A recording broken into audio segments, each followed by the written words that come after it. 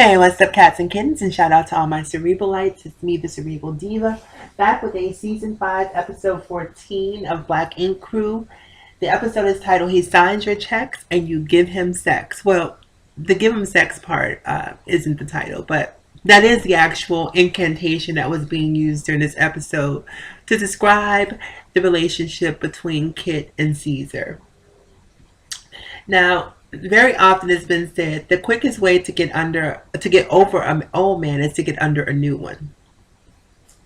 And apparently, Caesar has adopted sort of the male version of that because it's only been a few weeks, at least based on the timeline that we see on the show, since he and Duchess have separated.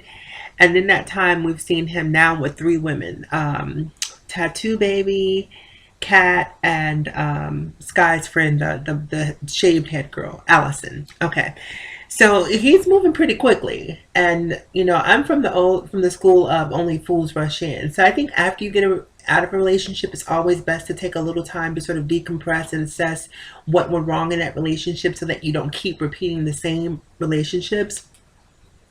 And it seems like that's also sort of the mentality that Sky has now. While I do think that Sky has Caesar's best interest at heart, I also think that a lot of her sort of disdain for Kit or Cat, I know Kit Kat, we'll just call her Kit Kat, how about that? Because I forget if it's Kit or Cat, but yeah, so Kit Kat. I think a lot of the disdain that Sky feels for her is also based on Sky's sort of want to promote herself within the Black Ink brand, and she sees Kit as a hindrance to that. Now, I've been a huge Sky fan ever since the very beginning, but this season she's becoming a little unlikable for me. And a lot of it is because, to me, one of the things that I've always loved about Sky is I've always seen her as sort of the loyal friend, the one who keeps it real, the one who tells you the truth, even when you don't want to hear the truth. But when I see how she sort of fostered this relationship with Duchess, and she was befriending Duchess and sort of quote unquote like her girl, now that Duchess is no longer in the fray as far as the Black Ink brand goes, suddenly you see this guy has no loyalty to her whatsoever. She's even trying to pawn off one of her friends on Caesar, which in turn would give her more control over the Black Ink brand, because not only was she, give me just 1 second, you guys, I apologize. Okay, I'm back. So where was I? Not only would Sky have sort of Caesar, because I don't know, it's really interesting to watch the dynamic between Caesar and Sky, because I've seen Caesar pretty much wild out on everyone in the shop with the exception of Sky. For some reason, he has a certain level of respect or reverence for Sky that he doesn't seem to have. Or I don't know if it's because she's a girl and he doesn't feel comfortable with sort of going toe to toe with her.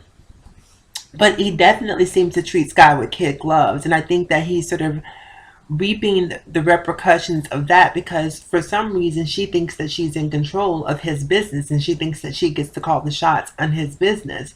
And I think at some point Caesar is going to be incumbent upon Caesar to sort of really put Sky in her place, because by my assessment, she's completely out of control. Not only is she out of control, she's just a loose cannon. She's completely unprofessional. She's loud. She's obnoxious. She's just, when you think of Ratchet, the behavior that Sky displays is exactly what comes to mind. Like, I mean, environment has absolutely no bearing on her behavior. There are certain places where, excuse me, where you should or shouldn't do certain things, but apparently Sky didn't get the memo, because she's pretty much, she has one setting and it's Ratchet, and she's pretty much that across the board. The only time I've probably seen her not be as Ratchet is a couple episodes back when her the father of her children showed up at the shop, and then she looked like she'd seen a ghost. Maybe that's what Caesar needs to do. Maybe he needs to go and hire Sky's father, the father of her children. I hate the term baby daddy, so I'm consciously not trying to say that. So maybe he needs to hire him, because that seems to be the only way that you're going to sort of get some control over Sky. Other than that, she pretty much steamrolls and bullies everyone she comes in contact with. And I'm just not really a fan of a bully. You know, I used to perceive Sky as more of a victim than a bully. And while I do think that and I don't want to. I'm not. Let's not call her a victim. I used to perceive her as a survivor more so than a bully. But this season, she's just the entire shape of her character, the scope of her character, is turning into a person that I don't like. It's, this whole entitled. I have the right. I should have this just because. But based on what I've seen, I see absolutely no skill set whatsoever that would warrant her being a manager. When Kit came into, there's a scene in this episode where Kit comes into the uh, the flagship Black Ink store, and she's trying to be a brand ambassador, trying to create cohesiveness across the Black Ink brand, and she's sort of giving the people in the shop some tools to use so that there is cohesion. But of course, everyone is completely resistant. It's a laughing stock. And when I was watching it, I'm like, well, I'm completely in agreement with Kit. I think that it makes sense if you want a brand. If you walk into a Walmart, whether it's in Sarasota, Florida, whether it's in Brooklyn, if you walk into a Walmart, wherever you walk into a Walmart, you can pretty much know exactly where to go in each Walmart because Walmart has made it easy. They have made a cohesive brand across the board. So you don't have to do too much thinking. All you have to do is get what you want, get to the register, and get out of there. And that's why branding is so important because it really does the thinking for you in terms of being a consumer. And in this day of instant gratification, people don't want to think. People don't want to do a lot of work. People want what they want when they want it.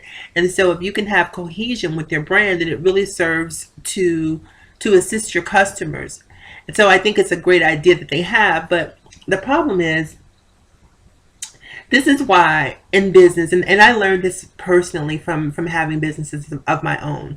When you have a business, you cannot be friends with your employees. Your employees cannot be your friends. Your employees cannot be your family because friends and family and working with them in a professional capacity more often than not is going to cause a problem because people have a tendency to believe that based on nepotism that they're going to be given certain leverages and privileges that they shouldn't have were they just a regular employee. So I think that for Caesar, the problem is that he has a bunch of his friends working with him. He has friends and family. And so when you get rid of friends and family and you just have employees that you don't necessarily have a emotional relationship with, that you don't have to see at Christmas or birthdays or family reunions, then I think that it allows you to manage or delegate responsibility in a way that's really conducive to growing your business. So for me, if I were Caesar, everyone that was related to me, I would just actually just start from ground zero. No friends or family working there. So on the final scene, we see Sky basically turning her pink slip. She says she's quitting Black Ink, and as if after causing a complete scene, and then she gets up and she snatches the tablecloth from the table with everyone who's eating and pulls all of the dishes onto the floor. Who does that? And as a prospective manager, who would look at that and think, that's exactly who I want representing my brand? However, apparently, based on what I've heard, I believe that Sky has gotten a management position. And if I'm not mistaken, I believe that she's managing the Black Ink store in Atlanta. So good luck with that, Caesar.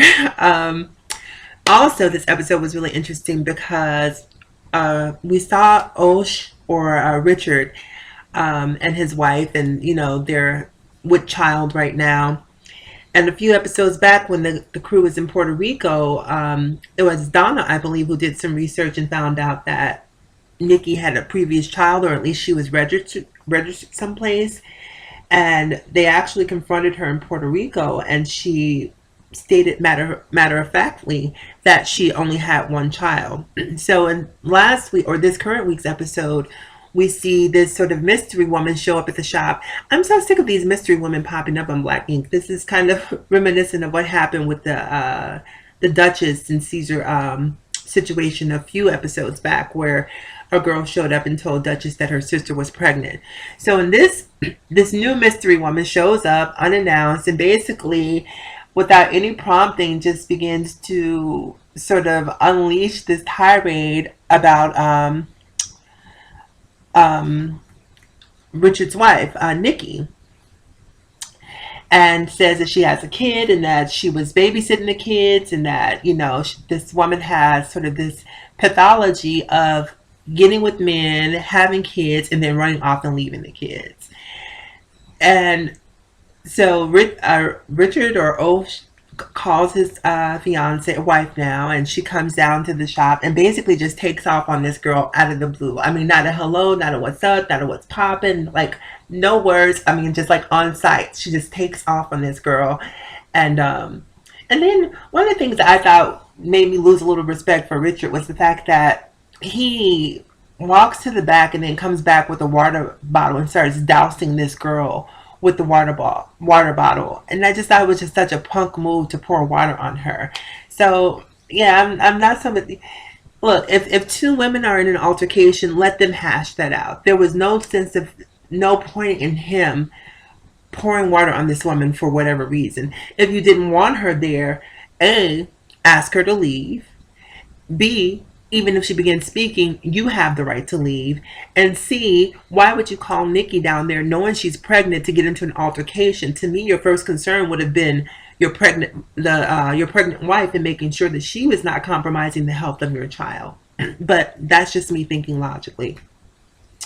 So anyhow, this episode of Black Ink Crew was probably one of the juiciest episodes in quite some time. Like, being that I've sworn off Love and Hip Hop, I'm glad that Black Ink Crew is sort of picking up the slack and feeding my insatiable reality cravings, because I was a little concerned at first that the season started off a little bit slow for me, but I'm telling you, it's full tilt now. And if you're not tuning into Black Ink Crew, I'm telling you, you're missing a great season.